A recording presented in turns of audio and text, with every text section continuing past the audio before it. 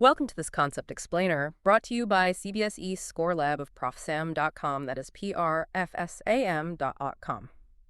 Today, we are undertaking a deep dive into, well, a very powerful topic from electric charges and fields. We're talking about Gauss's law. Our mission is simple: to explain this concept so clearly that you lose all fear and, gain maximum marks in your exams. Okay, so let's just jump right in. Let's unpack this with a simple, practical question. Imagine you have a large empty metal box, a perfectly conducting cube. Now, if you take some charge, say 1 billion electrons, and you just place them onto this box, where do you think those charges go? And more importantly, what happens to the electric field inside that box? Okay. Well, since all those electrons are negative, they would repel each other, right? Yeah. So they would probably try to get as far apart as possible. I'm guessing they spread out all over the surface? That's right, they do. They spread out over the surface. But what about inside? If they are sitting right there on the surface, they should still be pushing and pulling on things inside? No. Exactly. So I would expect a field inside. Maybe it would be strongest near the corners where the shape is, sharper. But it would definitely not be zero inside. That seems impossible. And right there, that's the counterintuitive twist. You hit on the exact point. While the charges do spread out on the surface, if you were to actually measure the field deep inside that closed metal box, you would find something remarkable. The electric field is absolutely perfectly zero. Zero. That's almost unbelievable. If the charges are the source of the field, how can a bunch of them create no net effect in a region they're surrounding? Exactly. And this isn't just some textbook curiosity. This is the very principle behind a Faraday cage.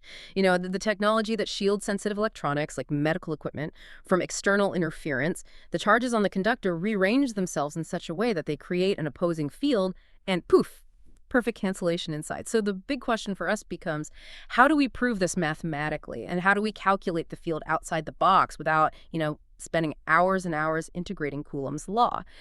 That challenge is precisely what Gauss's law was invented to solve. So before we get into the heavy formulas and integrals, what is the simplest, most basic idea of Gauss's law? At its core, the simplest way to think about it is that it connects the geometry of the electric field to its source, which is the charge.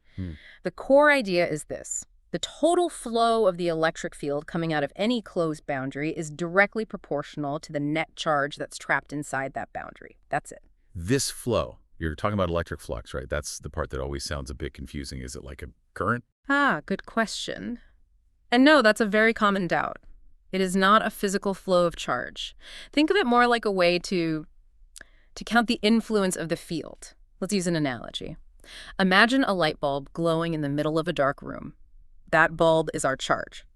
The light rays shooting out in all directions. Those are like our electric field lines. Okay, I can picture that. A light bulb radiating outwards. Good. Now, imagine you wrap an imaginary sheet completely around that bulb. It could be a sphere, a cube, even a weird squiggly shape. It doesn't matter. The total number of light rays passing through that closed surface, that is our electric flux. Okay, so it's the total count of the rays hitting the surface. Yes. And here's the key insight. The total number of rays passing through only depends on the brightness of the bulb inside. If you make your imaginary surface much bigger, stretching it far away, well, the light gets dimmer, doesn't it? But the surface area gets larger. And these two effects, they perfectly balance out. So the total number of lines crossing the boundary stays the same, no matter how big or small the surface is. As long as the charge inside hasn't changed. The total flux is set by the source, not the wrapper around it. You've got it. That is the core idea, and that is why this law is so powerful. Trying to calculate the field from a whole sheet of charge using Coulomb's law would be a mathematical nightmare. Gauss's law is the beautiful shortcut that allows us to turn that difficult calculus into simple algebra, but only for symmetric systems. Right, now that we have the concept, let's look at how NSERT formally defines this law. And remember, this is one of the 4 pillars of electromagnetism, one of Maxwell's equations. Could you read the definition from the textbook for us? Yes, the NSERT definition states, the total electric flux through a closed surface is equal to the net charge, enclosed divided by the permittivity of free space. Oh? And the mathematical form is the integral EOD kiloon enclosed. Right. That formula, it looks very intimidating at first, I know. But let's just break it down. On the left, that scary-looking integral, EO, is simply the mathematical way of saying the total electric flux. It's that count of field lines we were just talking about. And what about the little circle on the integral sign? What does that mean? That's a great question. The little circle just confirms we're integrating over a closed surface, a boundary that is completely sealed with no holes. And the E dot dk part, the dot product means the angle is important, right? Yes, I remember that from vectors. The angle matters. Exactly. Flux is maximum when the field lines pass straight through the surface, perpendicularly. And if the field lines just skim along the surface, parallel to it, well, then zero flux passes through. The dot product handles that geometry for us perfectly. Now, on the right side, you have Quinn closed divided by epsilon naught. Quinn closed is simple. It's just the total charge inside our surface. But what is the permittivity of free space? It seems like just a random constant. It's a fundamental constant of the universe. You can think of it as a scaling constant. It basically tells us how much electric flux a certain amount of charge will generate in a vacuum. It's the factor that connects the geometry of the field to the source of the charge and makes the units work out. Hope everything is clear so far. This concept explainer is from ProfSam.com, that is ProfSam.com. So the entire practical use of Gauss's law to actually find the electric field, E, comes down to 3 steps, and these steps only work if you can use symmetry. This is the part I think most students, including me, find tricky. Choosing the right Gaussian surface. It is tricky. Step 1 is to identify the symmetry of the charge. Is it a line, a plane, or a sphere? Step 2. Choose your imaginary Gaussian surface to match that symmetry perfectly. A cylinder for a line, a concentric sphere for a sphere. And step 3, this is why we do it. If you choose the right surface, you guarantee that the electric field, E, is constant everywhere on that surface. And when E is constant, you can pull it out of that scary integral. The whole thing just simplifies to E times A equals Quinn closed over epsilon naught. The calculus becomes simple algebra. Wow. Okay, so if I chose a cube-shaped surface to surround a point charge, the law would still be true, but E wouldn't be constant on the surface of the cube, so I couldn't solve it easily. Precisely. The law is universal, but its usefulness for finding E depends entirely on exploiting symmetry. Let's quickly see how this works for a very common exam question. The infinitely charged plane sheet. Let's say we have an infinite sheet with a uniform surface charge density, sigma. We choose a cylindrical Gaussian surface like a small pillbox that pokes through the plane. And we choose that shape, so the electric field lines only pass through the flat ends of the cylinder, right? And not through the curved sides. Exactly.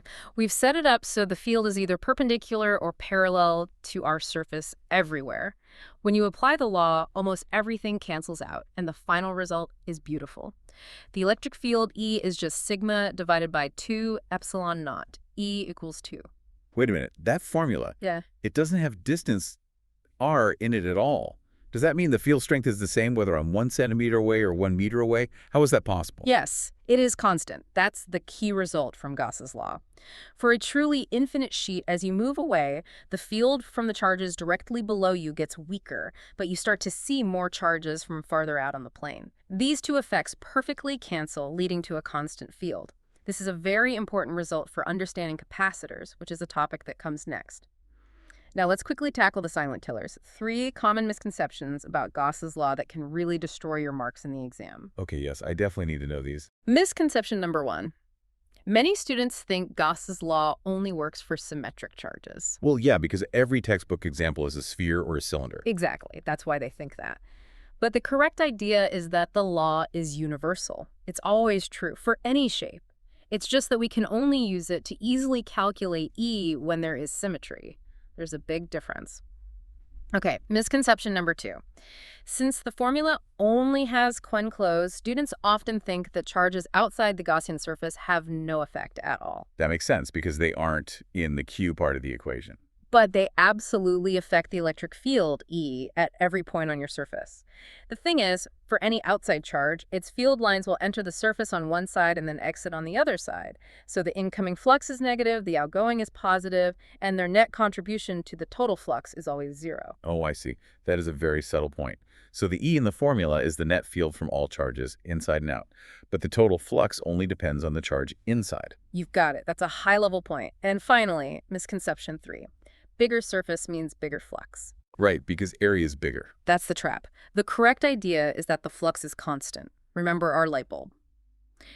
If the surface area increases by r squared, the electric field strength, E, decreases by 1 over r squared. They cancel each other out perfectly.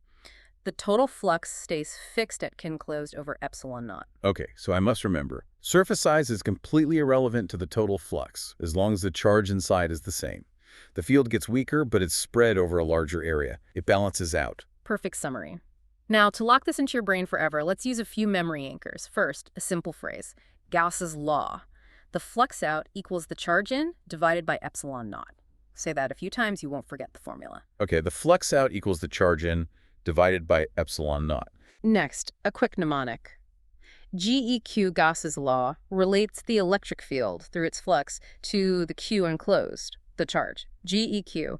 And finally, a physical gesture. Hold a pencil in front of you, that's the charge. Now draw a small circle in the air around it with your hands. Now make that circle much bigger and then change it into a square or a weird blob. The whole time the pencil is inside. This reminds you that no matter the shape or size of the surface, the total flux coming out is the same. I like that. The gesture really helps visualize that the shape doesn't matter. All right, let's quickly summarize the 3 key factual takeaways from our deep dive into Gauss's law for your exam preparations. 1. Gauss's law is a universal principle. It relates the total electric flux through any closed surface to the net charge enclosed inside it. The formula is EAODA equals q enclosed 0. You must know this, too. While the law is always true, its practical use for solving for E depends on finding a high degree of geometric symmetry and choosing a matching Gaussian surface. This turns the hard math into easy algebra. And 3. The applications give us profound results. The field outside a charged sphere is exactly like a point charge, decreasing as 1 over r squared, and the field near an infinite plane is uniform and independent of distance. To get maximum marks in 12th CBSE Physics, Chemistry, and Maths, visit ProfSam.com. That is ProfSam, right? Yes, ProfSam.com. Thank you for diving deep with us today. All the best for your preparations.